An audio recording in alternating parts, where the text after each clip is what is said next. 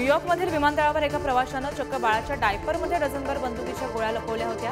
संबंधित प्रवाशाला पोलिसांनी ताब्यात घेतले।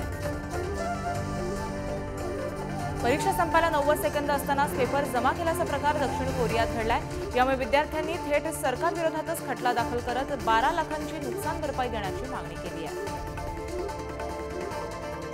इस्रायल आणि हमास यांच्यात गाझा सीमेवर युद्ध सुरूच आहे। यामुळे गाझामधील 23 लाख नागरिकांवर उपासमारीची वेळ आली आहे। तर दुसरीकडे युद्धात आतापर्यंत 20,000हून अधिक फलस्तीनींचा मृत्यू झाला आहे। इस्रायली सैनिकांचे प्राण चक्क एका आयफोनमुळे वाचले। हा फोन बुलेट प्रूफ असल्यामुळे सैनिकांचे प्राण वाचले।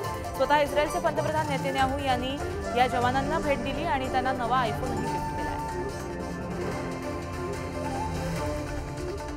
प्रयाग येथील चार्च युनिव्हर्सिटीच्या बाल्कनीतून एका व्यक्तीने अंधाधुंद गोळीबार केला। यात 15 जणांचा मृत्यू झालाय तर 24 जण जखमी झाली आहेत। गोळीबार सुरू झाल्यानं आपला जीव वाचवण्यासाठी नागरिकांनी पळापळ केली होती।